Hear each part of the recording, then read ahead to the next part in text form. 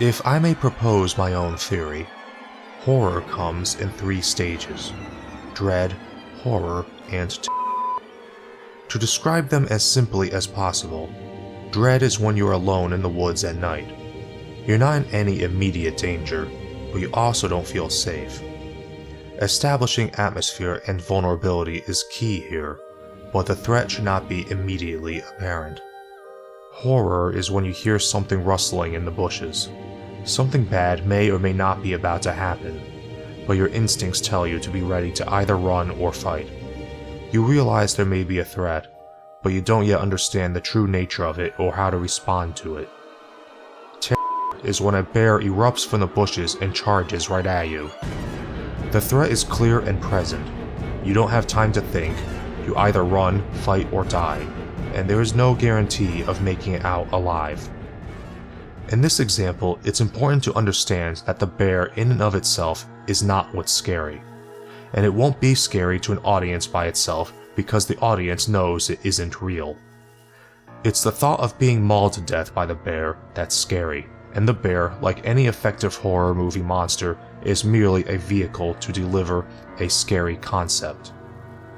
While the idea of being mauled to death by a creature with big fangs and claws is a scary thought on the surface, that doesn't really put a movie monster any higher up on the ladder of scariness than any of the countless large predatory animals we have in real life, which none of us worry about on any sort of regular basis due to thousands of years of humans being on the top of the food chain. As long as you stay out of the woods, you don't have to worry about bears, and even if you do go into the woods, you will be fine as long as you're armed. A bear is fast, but not as fast as a bullet. This is why it's common for movie monsters to have a supernatural element. You can't fight a ghost, and your weapons might not work on an alien. But while making the monster indestructible makes it more threatening, it often comes at the expense of believability. As children, we all fear the monster under the bed, but that's because we would allow our imaginations to run wild and lack the wisdom to rationalize how unrealistic of a threat it is. As we grow older, our fears become much more difficult to put a face on. We become afraid of things like loneliness, failure, rejection, and so on. For this reason, I would like to introduce my first rule of horror. No monster is as scary as the more abstract idea that it represents. Let's look at some popular horror movies for examples. The Xenomorph in Alien is a flesh-eating monster with teeth and claws, yes, but it's also an embodiment of more abstract sexual fears. You don't need a degree in psychology to notice that the first Alien movie is full of rape symbolism, and that sexual imagery is incorporated into the design of the Xenomorph itself at the various stages of its life cycle. And while The Thing repulses audiences with its gore, the real disgust comes from the corrupted human form evoking the disgust we feel at the sight of deformities and disfigurements, and the way it preys on our fear and mistrust of other people, and the thought that those who we thought were our friends could turn on us. Then there's The Exorcist. While audiences at the time were shocked to see a little girl swearing and stabbing herself in the crotch with a crucifix, what makes the movie scary is the thought of not being able to protect your child. These are a handful of classic horror films which stand out in a genre polluted by lackluster crap, and I think the reason for this is it's difficult to convey an abstract idea in the inherently visual medium of film. In a novel, you can describe the character's thoughts and feelings and pontificate on a subject, but in a movie, you're forced to rely on concrete images. How do you design a monster which embodies adult fears such as loneliness or failure? While I'm sure it can be done, doing so would require a certain amount of creativity and risk that the mainstream movie industry is adverse to.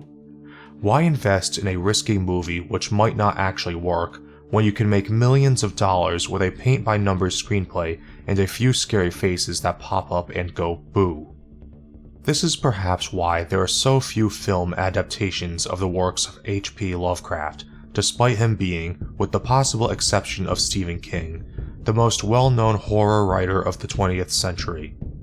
Most of his stories are heavily centered on such themes as mankind's insignificance, nature's indifference to our suffering, and cosmic threats that we are incapable of resisting or even understanding. How do you make a movie about those things? These things actually have been explored, with varying degrees of success, by horror movies which otherwise have nothing to do with Lovecraft. Alien has a lot of elements in common with At the Mountains of Madness, as an example.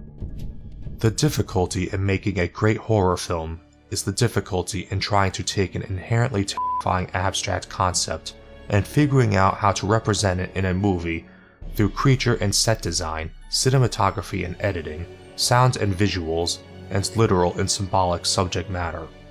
Fortunately, I don't think it's entirely necessary to actually show the horror. One thing all prospective filmmakers need to understand is that what the audience imagines is always scarier than what you can show them on screen. While we tend to think of film as a passive medium, a good movie can make the audience think about what's presented to them. And in fact, this is a necessity for many genres.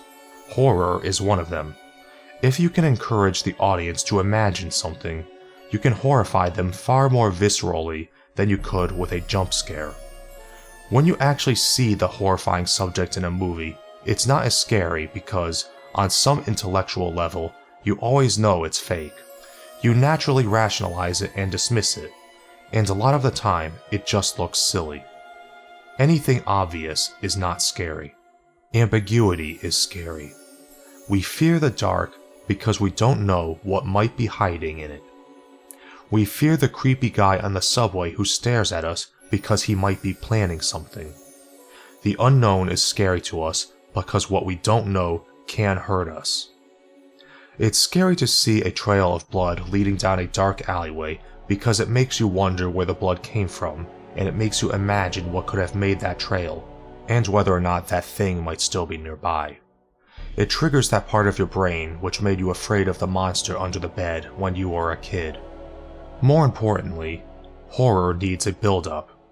An atmosphere needs to be established in order to break the audience's psychological defenses. They need to be made to feel vulnerable.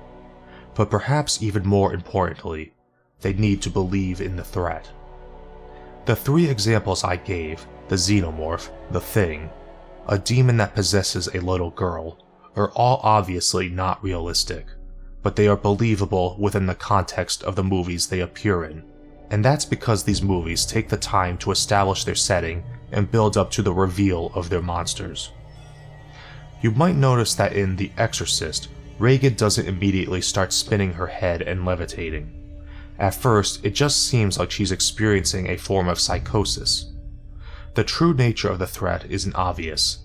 All we know is that there's something wrong with Regan, and it becomes increasingly difficult to explain up until we have no choice but to accept that it's demonic possession. As The Exorcist illustrates, horror is most effective when it evolves over the course of the story. The protagonists should be made aware of the threat by the end of the first act, but not understand the true nature of it right away. As they try to deal with the threat, they learn more about it, but never reach a complete understanding, because if you understand a threat, you can deal with it, so the threat should remain shrouded in mystery. As another example, in Alien, the crew of the spaceship Nostromo are woken up early from their hibernation under orders to investigate an apparent distress signal. When they go to investigate, it turns out to be coming from a crashed alien spaceship. Inside, they find the long-dead remains of some alien creature who evidently died under unusual circumstances. While the visuals are creepy and unsettling, there is nothing immediately dangerous that we can see, but we are made to imagine what happened to the dead alien. The crew doesn't realize they're in danger until the facehugger latches onto a crew member's face and they can't remove it. It eventually comes off on its own, and just as they start to think the danger is over, a creature bursts from the crew member's chest. It's a terrifying sight, but once the creature is loose, it runs away. Thinking the alien is still small, the crew try to capture it with nets and tasers, but it turns out that it has quickly become huge, and they find out too late. One of them is killed, and then another. When it's discovered that the company they're working for sent them to find this creature so one of them could get implanted with an embryo and bring it back to Earth, they decide they have to blow up the ship to make sure it can't possibly make it to Earth. The intensity of the horror builds as the story progresses. The unique thing about Alien is that the very nature of the threat makes it evolve over time. The Xenomorph starts its life cycle as a small, spider-like alien which latches onto a man's face and lays an egg down their throat. Then it bursts from their body and quickly grows in size until it can easily tear a man limb from limb. But most importantly, we, the audience, learn about the nature of the threat as the characters do. To a first-time viewer, the sight of the alien bursting out of that man's chest is just as shocking as it is to the characters in the movie, because both the characters and the audience are made to believe that the alien was dead and that the threat was over, when really, it was just getting started. So when we consider the key ingredients to effective horror, atmosphere, vulnerability, ambiguity, and danger, what all horror boils down to is an escalating threat with no obvious solution. That said, it should be noted that while a horror movie needs a scary concept and a threat, that doesn't necessarily mean it needs a monster. The thought of being trapped under a collapsed building is scary, as is the idea of being a passenger on a crashing airplane, or being stranded alone on a desert island. But for some reason, with few exceptions, we only seem to ever consider a movie with a scary situation a horror film if it involves a monster of some sort, whether it be a ferocious animal, a supernatural being like a ghost, or even an ordinary human with homicidal tendencies. But even movies which feature scary monsters aren't always considered horror films. I think what it really boils down to is theme. A horror film is defined by the abstract concept embodied by its monster. While a movie about a guy trapped under rubble or stranded on an island may put a character in a scary situation, those sorts of dramatic movies are often based on such themes as hope, salvation, and the human spirit overcoming incredible odds. But horror films are, at their very core, horrifying because they are based on themes of futility, inevitability, finality, and other scary abstract concepts we don't like to think about. The true horror of a good horror film is that, through the veil of an unrealistic but believable fiction, it forces us to confront our disturbing reality.